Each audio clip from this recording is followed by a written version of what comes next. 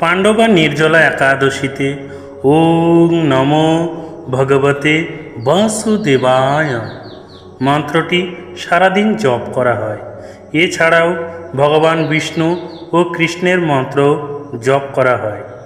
জল ও খাদ্য গ্রহণ না করে, শুধু জল ও খাদ্য ত্যাগ করে এই ব্রত পালন করা হয়, যা অত্যন্ত কঠিন ও ধার্মিক তপস্যা হিসেবে বিবেচিত। এখন আমরা জানব নির্জলা একাদশীর মন্ত্র কি। ওম শ্রী বিষ্ণবে চ বিদ্মহে বাসুদেবায় ধীমহি তৎনা বিষ্ণু প্রচোদয়াৎ, অর্থাৎ আমাকে ভগবান বিষ্ণুর ধ্যান করতে দিন। হে বাসুদেব, আমাকে উন্নত বুদ্ধি দান করুন। ভগবান বিষ্ণু আমার মনকে মহান জ্ঞান ও প্রজ্ঞায় আলোকিত করুন। এখন আমরা শ্রবণ করব একাদশী সংকল্প মন্ত্র।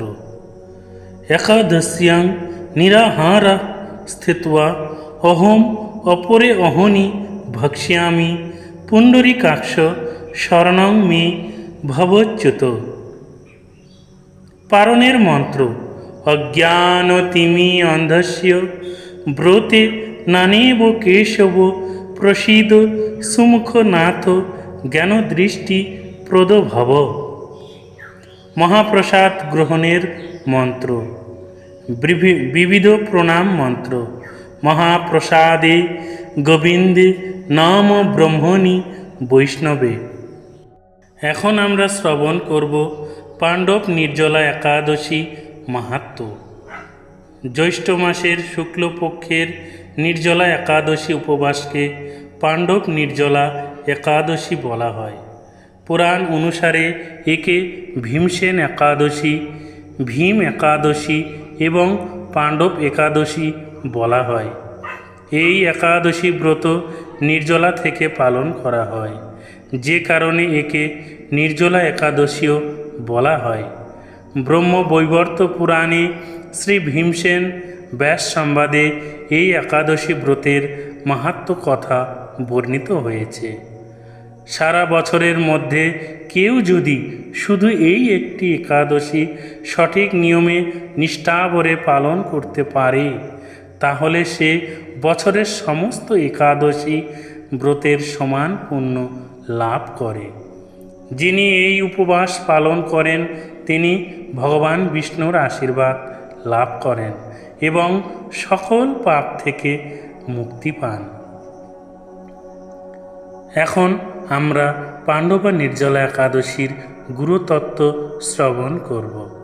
একদিন যুধিষ্ঠির শ্রীকৃষ্ণের কাছে এই ব্রতের গুরুত্ব সম্পর্কে জানতে চাইলে শ্রীকৃষ্ণ বললেন, এই একাদশী সম্পর্কে মহর্ষি ব্যাসদেব বর্ণনা করবেন, কারণ তিনি সকল ধর্মগ্রন্থের অর্থ ও তত্ত্ব সম্পূর্ণরূপে জানেন।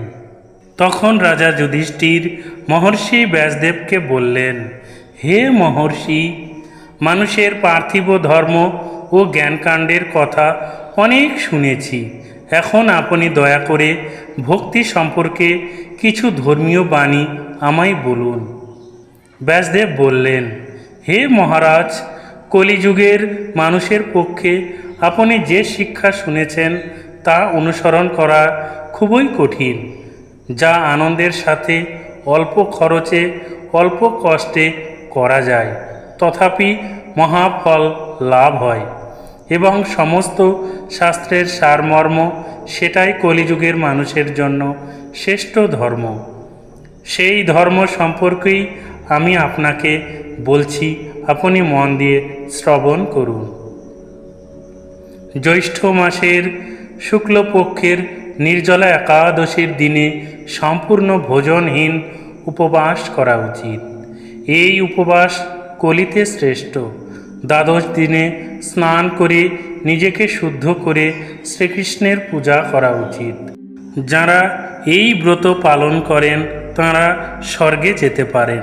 এমনকি পাপী ও ধর্মহীন ব্যক্তিরাও একাদশীতে ভোজন না করলে যম যাতনা থেকে মুক্তি পায়। মহর্ষি ব্যাসদেবের কথা শুনে ভীম অসত্য পাতার ন্যায় কেঁপে কেঁপে বললেন, হে মহান ঋষি, মাতা কুন্তী, দ্রৌপদী, জ্যেষ্ঠ ভ্রাতা যুধিষ্ঠির, অর্জুন, নকুল ও সহদেব সবাই একাদশীর দিনে উপবাস করেন। আমাকেও উপবাস থাকতে বলেন, কিন্তু আমি ভোজন না করে থাকতে পারি না। ভীমের কথা শুনে ব্যাসদেব বললেন, স্বর্গবাস করার একান্ত ইচ্ছা থাকলে তোমাকে অবশ্যই উভয় পক্ষের একাদশীতে ভোজন না করে থাকতে হবে।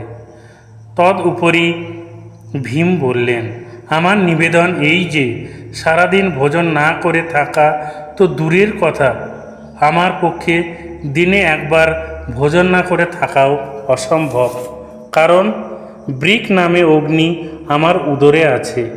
তিনি খাবার না খেলে কিছুতেই শান্ত হন না। তাই প্রতিটি একাদশী পালন করা আমার পক্ষে সম্ভব নয়। আমি সত্যি অক্ষম। হে মহর্ষি ব্যাসদেব, বছরে মাত্র একটি একাদশী পালন করে আমি যাতে দিব্যধাম লাভ করতে পারি, এমন কোনো একাদশীর কথা নিশ্চয় করে আমাকে দয়া করে বলুন। তখন মহর্ষি ব্যাসদেব বললেন, জ্যৈষ্ঠ মাসের শুক্লপক্ষের একাদশী তিথিতে সম্পূর্ণ উপবাস, জলপানও করা যাবে না, এরকম থাকতে হবে। তবে আচমনে দোষ হবে না। আচমন শব্দের অর্থ আচান, অর্থাৎ বিশুদ্ধ, পবিত্র ও নির্মল শীতল জল দিয়ে যে কোনো আচার অনুষ্ঠানে অংশ নেওয়ার আগে শরীর শুদ্ধ করার নাম হলো আচমন। এই দিন সূর্যোদয় থেকে সূর্যাস্ত পর্যন্ত জলপান বর্জন করলে অনায়াসে 12টি একাদশীর পুণ্যফল লাভ হয়। বছরের অন্যান্য একাদশী পালনের সময় অসাবধানবশত কোনো ব্রত ভঙ্গ হলে এই একাদশী পালন করলে সেই সকল দোষ দূর হয়। দ্বাদশীর দিনে ব্রাহ্ম মুহূর্তে স্নান করে শ্রীহরির পূজা করবে। সদাচারী ব্রাহ্মণদের ভোজন ও বস্ত্রদান করিয়ে আত্মীয় স্বজনদের সঙ্গে নিজে ভোজন করবে। এই একাদশী ব্রত পালনের ফলে যেরূপ পুণ্যফল লাভ হয় তা এখন শ্রবণ করো। সারা বছরের সব ফল একাদশীর ফল এই একটি উপবাসে পাওয়া যায়। শঙ্খ, চক্র, গদা পদ্মধারী ভগবান শ্রীকৃষ্ণ আমাকে বলেছেন, সমস্ত বৈদিক ও জাগতিক ধর্ম ত্যাগ করে যারা একমাত্র আমারই আশ্রয় নেয় এবং এই নির্জলা একাদশী পালন করে তারা সকলে পাপ থেকে মুক্ত হয়। এই একাদশী ব্রত শুভ ও মঙ্গলময়। যে ব্যক্তি এই ব্রত পালন করে মৃত্যুর পরেও তাকে যমদূতরা স্পর্শ করতে পারে না। অন্যদিকে বিষ্ণুদূতেরা তাকে বিষ্ণুলোকে নিয়ে যান। ভীম মহর্ষি ব্যাসদেবের উপদেশ মেনে নিয়ে তখন থেকে জ্যৈষ্ঠ মাসের শুক্লপক্ষের নির্জলা একাদশীর উপবাস শুরু করেন। শেষ কথা, ভীম নির্জলা একাদশী পালন করে বলে এই একাদশী পাণ্ডব নির্জলা বা ভীমসেনী একাদশী নামে পরিচিত হয়েছে। এই একাদশীতে মানুষ পবিত্র তীর্থে স্নান, জপ, দান ও কীর্তন প্রভৃতি যা কিছু করেন তা অবিনশ্বর হয়ে যায়।